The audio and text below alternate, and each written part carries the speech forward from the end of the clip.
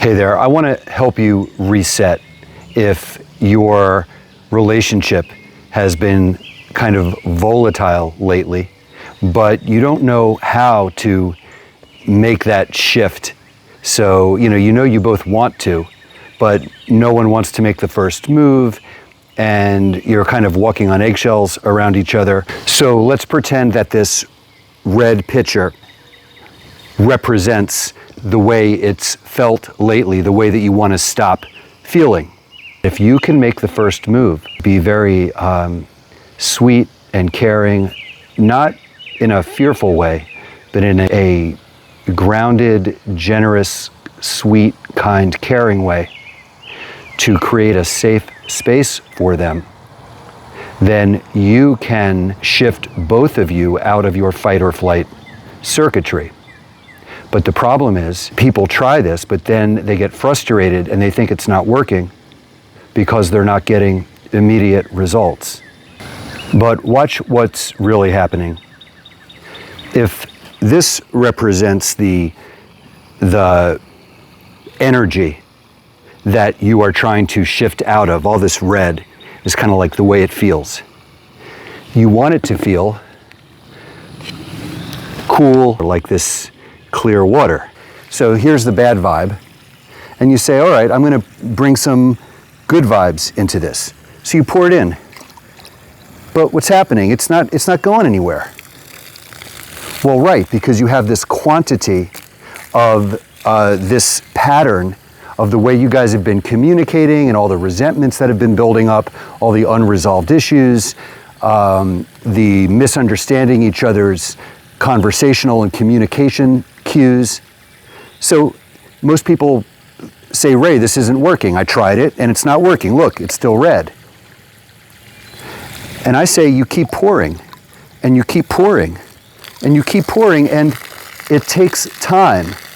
The more you pour, the lighter the water gets.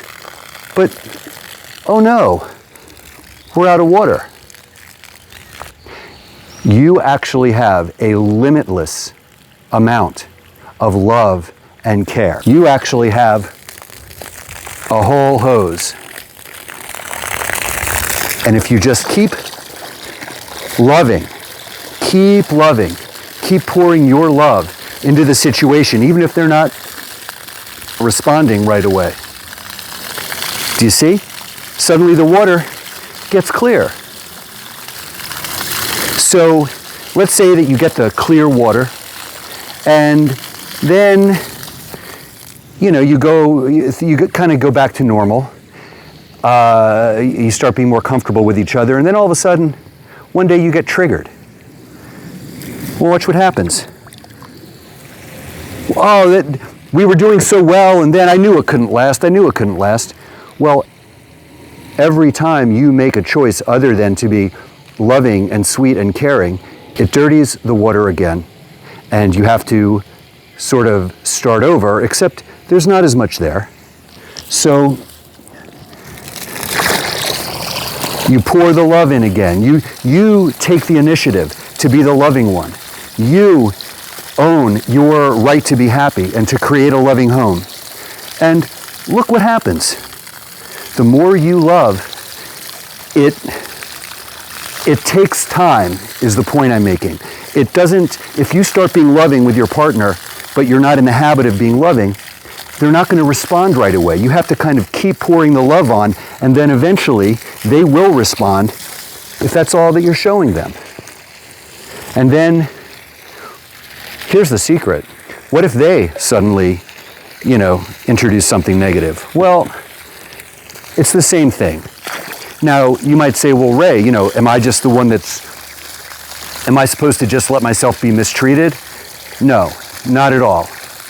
Because you're not taking this action from a place of fear. You're taking this action from a place of feeling empowered. You are helping your partner through an emotional episode. And the more you do this, what you will find is that they actually start treating you in this way.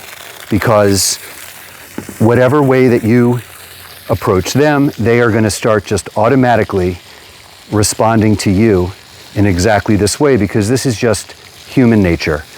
Once our nervous system rewires, and once we learn that we can be safe, then we start to respond as the man or the woman that we really want to be. Look, I don't love them hoes, but I love you. And I want you to pour all of the endless love that you have in your heart into your marriage, so that becomes all you ever do with each other.